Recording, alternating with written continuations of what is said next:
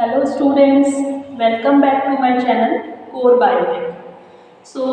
हमने previous videos में अपने डीएनए पॉलीमरेजेस पढ़े हैं, डिफरेंट टाइप्स के DNA polymerase, prokaryotic DNA polymerase and eukaryotic DNA polymerase. अब इसके बाद हमको रेप्लिकेशन पढ़ना होगा, लेकिन रेप्लिकेशन से पहले हम न्यूक्लिक एसिड से रिलेटेड कुछ टर्म्स पढ़ लेते हैं कि कैसे बॉन्ड फॉर्मेशन होता है, फॉस्फोडाइस्टर बॉन्ड कैसे बनता है, कैसे न्यूक्लियोटाइड्स लिंक होते हैं एक न्यूक्लिक एसिड को फॉर्म करने के लिए। तो वो जनरल चीज़ें आज हम अपने इस लेक्चर में देखेंगे, ठीक है। हमारा जो लेक्चर होगा वो होगा न्यूक्लिक एसिड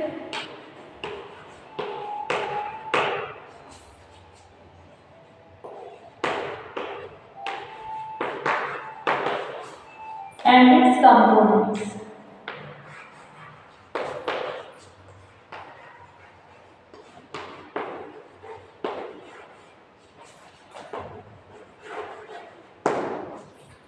ठीक है, न्यूक्लिक एसिड और उसके कंपोनेंट्स की हम स्टडी करेंगे। First of all, what is nucleic acid? Nucleic acid क्या है? Nucleic acid is a polymer of nucleotides. Nucleotides का एक पॉलीमर है। बहुत सारे न्यूक्लियोटाइड्स फॉस्फोडाइस्टर बॉन्ड के थ्रू अटैच होते जाते हैं और एक चेन लाइक स्ट्रक्चर बनाते हैं जिसको हम न्यूक्लिक एसिड बोलते हैं, ठीक है। और अगर इसके हम डिस्कवरी की बात की करें तो first of all Frederick Wilson ने न्यूक्लिक एसिड को डिस्कवर किया था फ्रॉम पस सेल्स। सर्जिकल बैंडेजेस में से उन्होंने पस सेल्स ली, उन पस सेल्स में से उन्होंने न्यूक्लिक एसिड को आइसोलेट किया, ठीक है। अब न्यूक्लिक एसिड के अगर हम टाइप्स की बात करें, न्यूक्लिक एसिड टू टाइप्स के होते हैं, DNA and RNA. Two types के न्यूक्लिक एसिड के बारे में हम जानते हैं। First is DNA and RNA, ठीक है। DNA and RNA, these are a type of nucleic acid and we know nucleic acid is a genetic material of all living organisms. सारे लिविंग ऑर्गेनिजम्स में जो जेनेटिक मटेरियल है वो nucleic acid है, ठीक है। और अगर हम देखें मेजॉरिटी में, अगर हम देखें तो DNA is a genetic material of all organisms, but in some viruses और some other organisms, microorganisms, RNA also act as nucleic acid, or sorry, genetic material in such organisms, in some viruses or some other organisms. Otherwise, abundantly DNA is present as a genetic material in all organisms. Either they are eukaryotes, either they are small organisms or higher organisms. Okay, so now.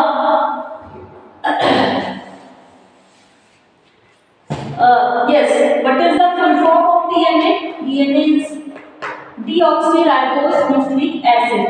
Deoxyribonucleic acid, ठीक है। DNA को अगर हम इसको elaborate करें, इसकी full form क्या है? Deoxyribonucleic acid. और आरएनए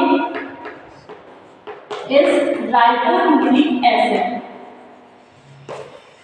राइबोन्यूक्लिक एसिड, ठीक है। अब ये डीऑक्सीराइबोज है, ये राइबोन्यूक्लिक एसिड है। अब ये इसमें क्या डिफरेंस है वो अभी हम इसके स्ट्रक्चर को पढ़ेंगे और उसके बाद हम इसको जानेंगे कि what is the difference between ribose and deoxyribose, ठीक है। हम बोलते हैं DNA is a nucleic acid is a polymer of nucleotides, polymer of nucleotides. क्या है न्यूक्लिक एसिड?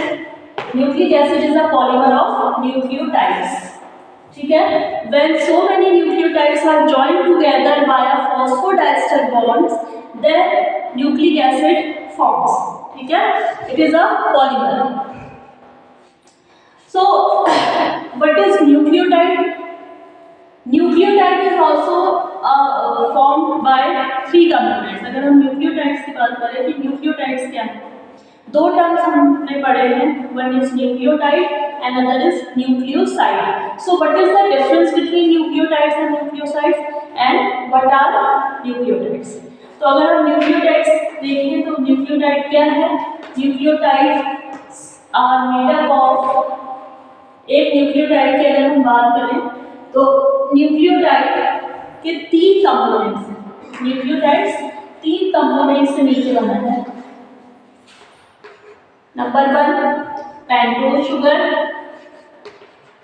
पेंटोज शुगर, पहला जो इसका कंपोनेंट है वो है पेंटोज शुगर, ठीक है। Second is nitrogenous base, nitrogenous base, and third is phosphate,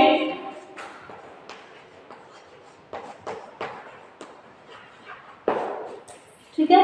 तो एक न्यूक्लियोटाइड इन 3 चीजों से मिलकर बन रहा है, pentose sugar, nitrogenous base and phosphate. अब पेंटोज शुगर, पहले तो हमें ये पता चल गया how nucleotide forms. Nucleotide forms by 3 components, pentose sugar, nitrogenous base and phosphate, ठीक है। अब अगर हम न्यूक्लियोसाइड की बात करें तो न्यूक्लियोसाइड में पेंटोज शुगर प्रेजेंट होती है, नाइट्रोजनस बेस प्रेजेंट होता है, फॉस्फेट ग्रुप एब्सेंट होता है, ठीक है। There is a difference between nucleotide and nucleoside, and what is that difference? In nucleotide phosphate group is present along with pentose sugar and nitrogenous base, or in nucleoside that phosphate group is absent. Okay, this is the difference between nucleotide and nucleoside.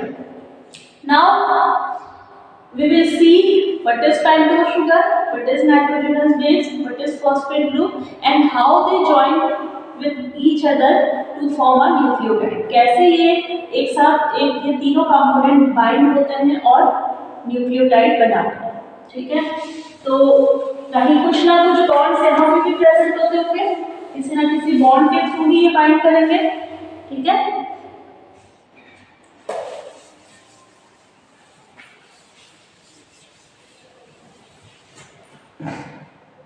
So what is pentose sugar? 6 carbon containing sugar is called pentose sugar. Sorry, 5 carbon. Sorry, 5 carbon containing sugar is called pentose sugar. Pentose sugar is a carbohydrate, is a sugar molecule, or it contains 5 carbon. That's why it is called pentose sugar. If there in any sugar there are 6 carbon, so that sugar is called hexose. If 7 carbon are there in sugar molecule, that sugar is called heptose. If 4 carbon are there, that sugar is called tetrose sugar, right? But the sugar present in nucleic acid, that is pentose sugar, 5 carbon. This is the structure of pentose sugar.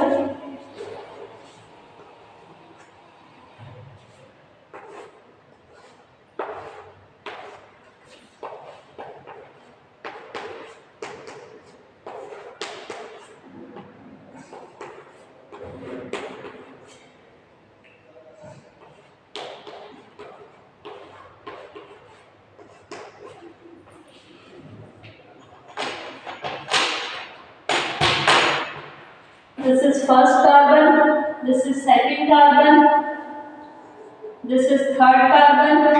At this position there is third carbon, this one is fourth carbon, and this one is 5 carbon, ठीक है। 5 carbon इसमें present है, इसलिए हम इसको pentose sugar कह रहे हैं, ठीक है। अब ये क्या है, आपकी जो ये शुगर होगी ये होगी राइबोज शुगर। अगर हम ये स्ट्रक्चर देखें तो ये हमारा स्ट्रक्चर होगा राइबोज शुगर का, ठीक है।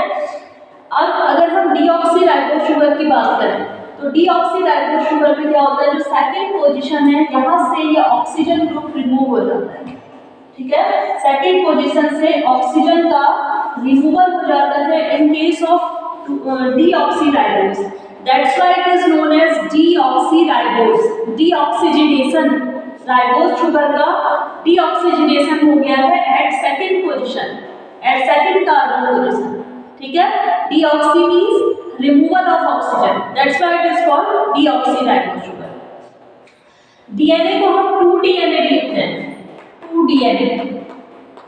2 डीएनए का भी यही मतलब है, 2 2-deoxyribones, ये करेक्ट अगर फॉर्म अगर लिखा जाए तो वो यही होना चाहिए 2 DNA means 2-deoxyribonucleic acid। Second carbon position से डीऑक्सीजनेशन हुआ है, रिमूवल ऑफ ऑक्सीजन हुआ है, that's why it is called 2 DNA। Okay, so this is the difference between ribose sugar and deoxyribose। Ribose have hydroxyl group present in second carbon, or in DNA in deoxyribose this oxygen is removed। ठीक है, ये oxygen यहाँ से remove हो जाती है।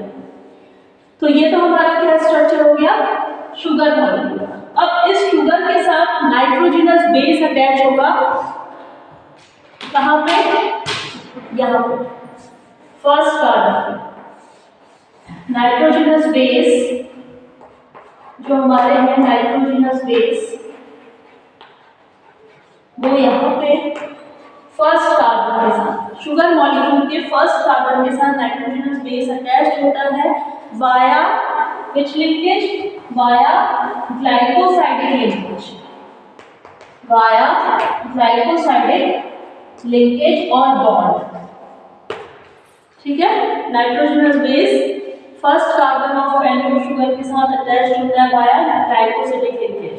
ये questions पूछे जाते हैं कि नाइट्रोजनस बेस आपकी शुगर के साथ किस बॉन्ड के थ्रू बाइंड हो रहा है, that is glycosidic bond, right. अब ये क्या बना, pentose sugar plus nitrogenous base, ये क्या बन गया, एक न्यूक्लियोसाइड। अब ये नाइट्रोजनस बेस आपका कुछ भी हो सकता है। अब हमें पता है नाइट्रोजनस बेस हमारे होते हैं, क्या है nitrogenous base, ATGC, adenine, thymine, guanine, cytosine. ठीक है, और अगर हम RNA की बात करें तो वहां पे थाइमिन की जगह पे क्या होगा, यूरेसिल। ठीक है, तो हमारे ATGCU ये है हमारे nitrogenous base, adenine, thymine, guanine, cytosine और यूरेसिल। ठीक है, अब इसमें से भी adenine and guanine are purines and thymine, cytosine and uracil are pyridines, वो हम बाद में डिस्कस करेंगे। पहले आप बस इतना जानिए कि ये नाइट्रोजनस बेस हमारे पास प्रेजेंट हैं, adenine, thymine, guanine, cytosine and uracil. तो ये इनमें से कोई सा भी बेस यहाँ पे अटैच होगा शुगर के साथ थ्रू ग्लाइकोसिडिक बॉन्ड। अगर A होगा तो ये क्या होगा, अगर एडेनिन बाइंड हो रहा है तो ये क्या होगा, एडिनोसिन हो जाएगा। ठीक है, और ऐसे T बाइंड होगा तो थायमिन, गुआनोसिन, साइटोसिन, यूरेसिल, ऐसे इस तरीके से यूरेसिल। अब जो हमारा इसको हमको न्यूक्लियोटाइड बनाना है, ये तो हमारा क्या होता है, sugar plus nitrogenous base, this is a sugar molecule, this is base. अब ये बन गया न्यूक्लियोसाइड। अब हम इसको न्यूक्लियोटाइड बनाना है, तो न्यूक्लियोटाइड बनाने के लिए हम क्या करेंगे, इसके साथ अटैच करेंगे फॉस्फेट ग्रुप। ठीक है, और वो फॉस्फेट ग्रुप कहाँ पे अटैच होता है, fifth carbon. Phosphate group attach होगा फिफ्थ कार्बन पे, यहाँ पे फॉस्फेट ग्रुप अटैच होगा ऐसे। PO4 माइनस होता है ना, फॉस्फेट पे माइनस 2 माइनस नेगेटिव चार्ज होता है, 2 नेगेटिव चार्जेस, PO4 माइनस। तो ऐसे यहाँ पे अटैच होगा फॉस्फेट ग्रुप। ठीक है,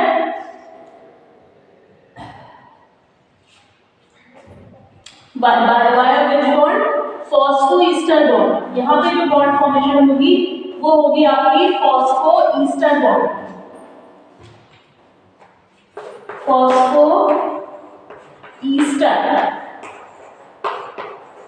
फॉस्फोईस्टर बॉन्ड।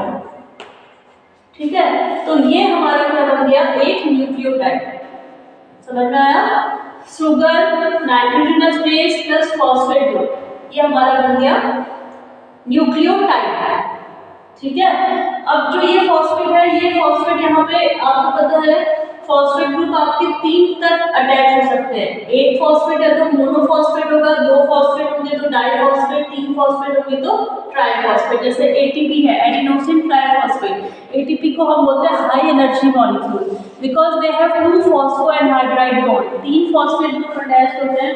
पहला वाला फॉस्फेट ग्रुप तो फॉस्फो ईस्टर बॉन्ड के थ्रू अटैच्ड होता है, और बाकी जो दो फॉस्फेट और यहाँ पे अटैच्ड अगर होंगे तो वो दो फॉस्फेट जो अटैच्ड होते हैं वो फॉस्फो एनहाइड्राइड बॉन्ड के थ्रू अटैच्ड होते हैं, and that phospho anhydride bond is highly energetic bond. जब उस बॉन्ड की ब्रेकडाउन होता है तो उससे जो एनर्जी प्रोड्यूस होती है वो उसका जो अमाउंट है वो हाई होता है, इसीलिए एटीपी को हाईली एनर्जेटिक मॉलिक्यूल बोला जाता है, हाई एनर्जी मॉलिक्यूल बोला जाता है। ठीक है, तो अभी हम सिर्फ इतना जान रहे हैं कि एक न्यूक्लियोटाइड कैसे बनता है, एक न्यूक्लियोसाइड कैसे बनता है। Sugar plus nitrogenous base is equal to nucleoside, sugar plus nitrogenous base plus phosphate group is equal to nucleotide. ठीक है, ये हमारा हो गया फॉस्फेट।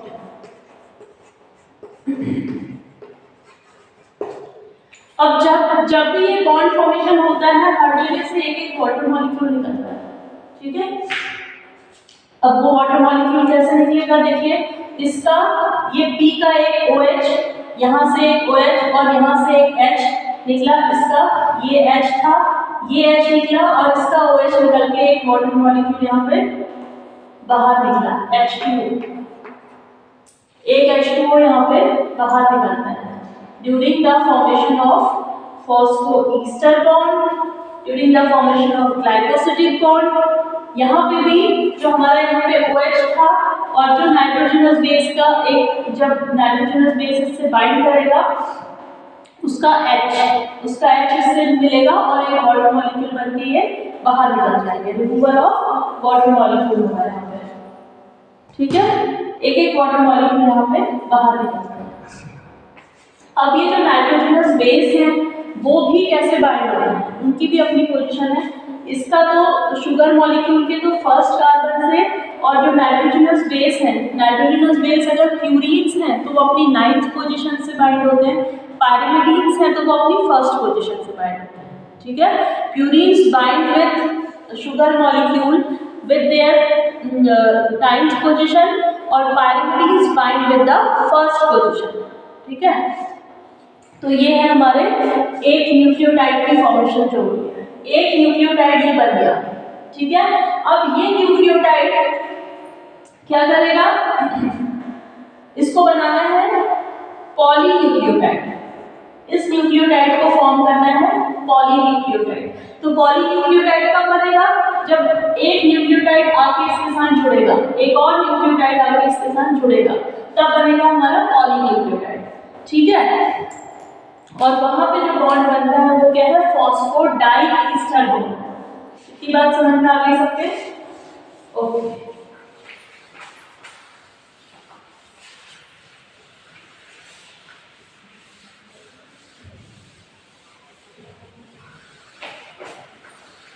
अब हम बात करेंगे फॉर्मेशन ऑफ पॉलीन्यूक्लियोटाइड। तो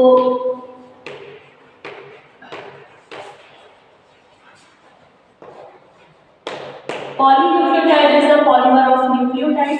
पॉलीन्यूक्लियोटाइड क्या है, पॉलीमर ऑफ न्यूक्लियोटाइड।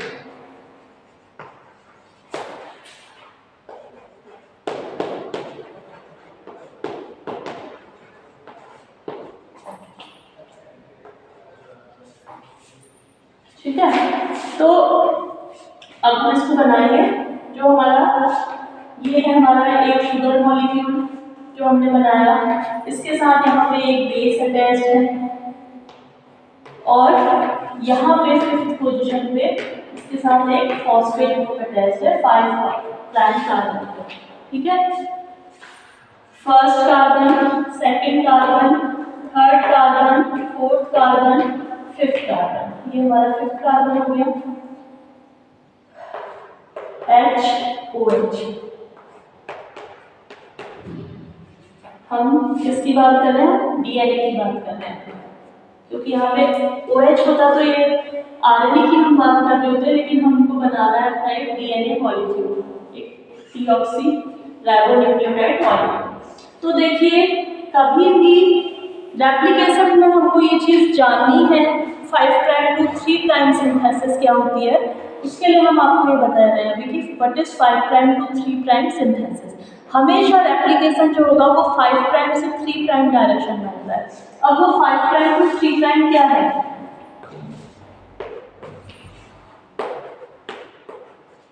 ऐसे उसको डिनोट करते हैं। 5 प्राइम है ये पहला वाला जो हमारा न्यूक्लियोटाइड है, फर्स्ट न्यूक्लियोटाइड, उसका 5 प्राइम एंड फ्री रहता है। ये एंड देखिए इसके साथ कुछ बाइंड नहीं होगा आपको, ये एंड इसका फ्री है। ये फॉस्फेट ग्रुप 5 प्राइम पोजीशन पे, यहाँ पे ये फॉस्फेट ग्रुप लगा रहता है। ठीक है, ऐसे डिनोट करते हैं इसको।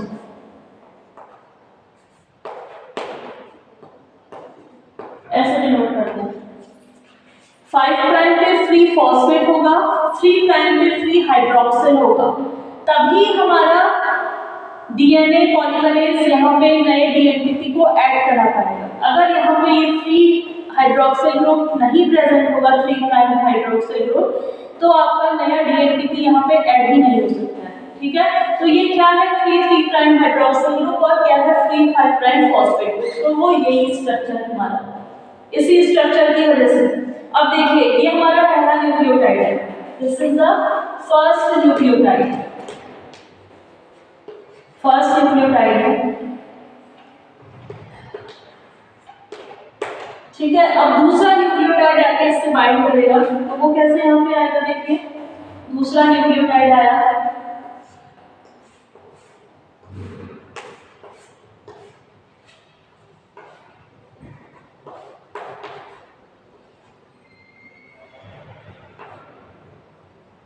यहाँ पे दूसरा न्यूक्लियोटाइड,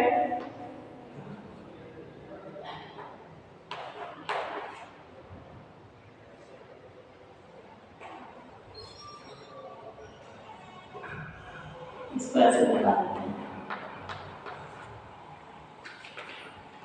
ये है बेस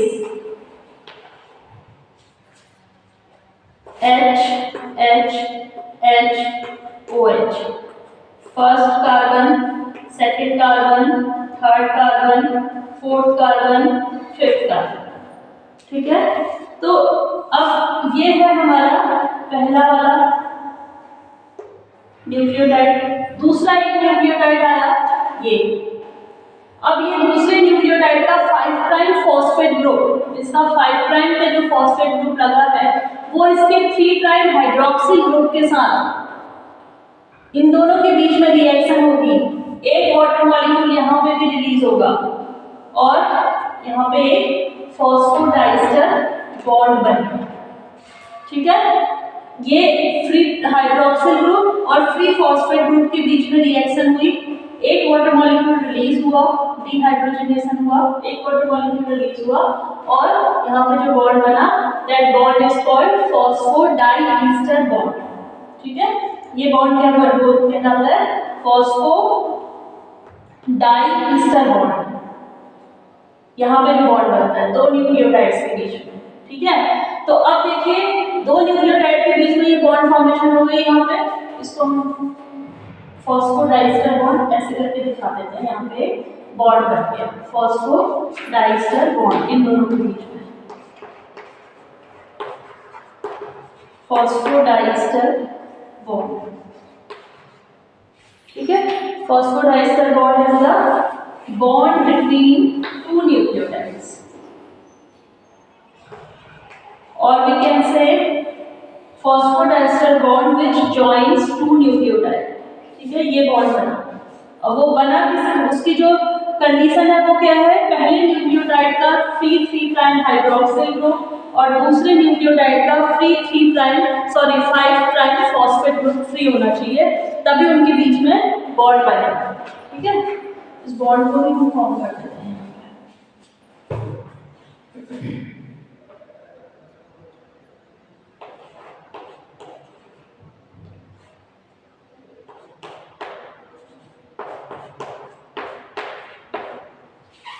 ऐसे ऐसे इसकी बॉन्ड फॉर्मेशन होगी।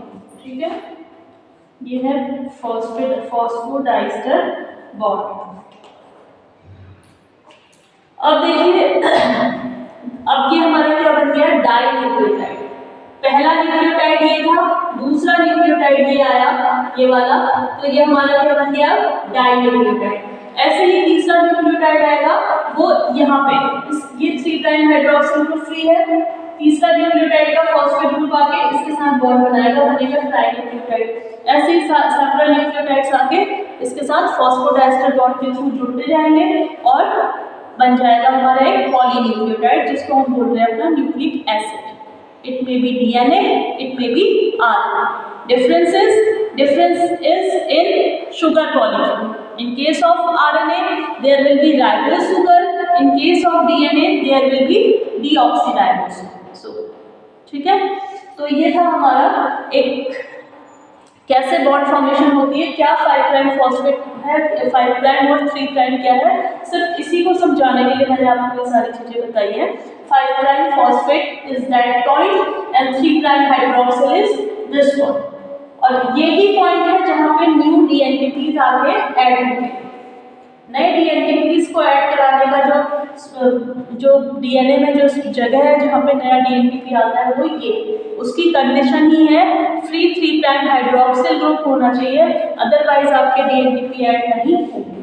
ठीक है, तो अभी ये सारी चीजें थी about the nucleotides, how nucleotides form.